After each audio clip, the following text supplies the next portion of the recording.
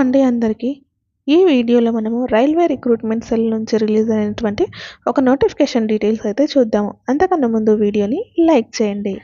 ఈ నోటిఫికేషన్ మనకు northern railway recruitment cell నుంచి రిలీజ్ అయింది.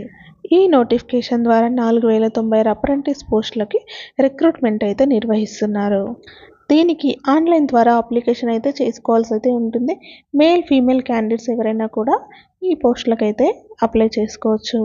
ఈ అప్రెంటిస్ పోస్టులకి అప్లై చేసుకోవడానికి స్టార్టింగ్ ఆన్లైన్ అప్లికేషన్ డేట్ వచ్చేసి ఆగస్టు 16 నుంచి మనకి సెప్టెంబర్ 16 లోపలైతే అప్లై చేసుకోవచ్చు.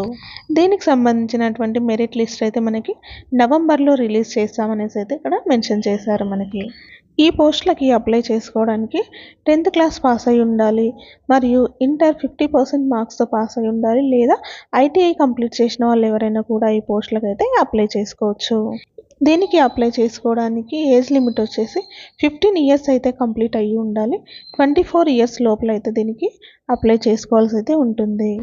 మరియు ఏజ్ రిలాక్సేషన్ చూసుకున్నట్లయితే ఎస్సీ ఎస్టీ వాళ్ళకి 5 ఇయర్స్ ఏజ్ రిలాక్సేషన్ అయితే ఉంటుంది. అదేవిధంగా ఓబీసీ వాళ్ళకి 3 ఇయర్స్ ఏజ్ రిలాక్సేషన్ అయితే ఉంటుంది. అదేవిధంగా పీడబ్ల్యూడీ క్యాండిడేట్స్కి అయితే 10 ఇయర్స్ వరకు ఏజ్ రిలాక్సేషన్ అయితే ఇస్తున్నారు. ఈ అప్రెంటిస్ పోస్టులకి అప్లై చేసుకోవడానికి అప్లికేషన్ ఫీ వచ్చేసి 100 రూపీస్ అయితే ఉంటుంది. దీన్ని ఆన్లైన్ ద్వారా పే చేయాల్సి ఉంటుంది.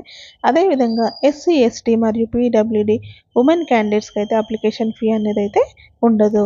ఈ అప్రెంటిస్ పోస్టులకి ఎటువంటి రిటన్ టెస్ట్ అయితే నిర్వహించరు. మెరిట్ లిస్ట్ ద్వారానే క్యాండిడేట్స్ని సెలెక్ట్ అయితే చేస్తారు. సెలెక్ట్ అయిన తర్వాత మెడికల్ ఫిట్నెస్ మరియు ఫిజికల్ టెస్ట్లు అయితే నిర్వహిస్తారు. దీనికి ఆన్లైన్లో అప్లికేషన్ చేసుకోవడానికి కావాల్సిన సర్టిఫికేట్స్ ఏంటో కూడా ఇక్కడ మనకి నోటిఫికేషన్లో మెన్షన్ చేశారు. దీనికి అప్లికేషన్ చేసుకోవడానికి వెబ్సైట్ వచ్చేసి www.rrcnr.org. ఈ వెబ్సైట్ ద్వారా మనం ఆన్లైన్లో అప్లికేషన్ అయితే చేసుకోవాల్సి ఉంటుంది. వీళ్ళు అప్రెంటిస్ పోస్టుల ద్వారా తీసుకున్న క్యాండిడేట్స్కి అయితే ఎటువంటి జాబ్ అయితే ఇవ్వరు.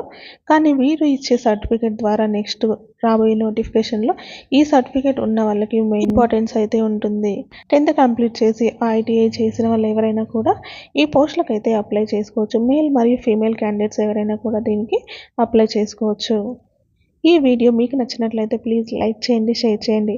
ఇలాంటి మరిన్ని జాబ్ అప్డేట్స్ కోసం మన ఛానల్ని సబ్స్క్రైబ్ చేసుకోండి.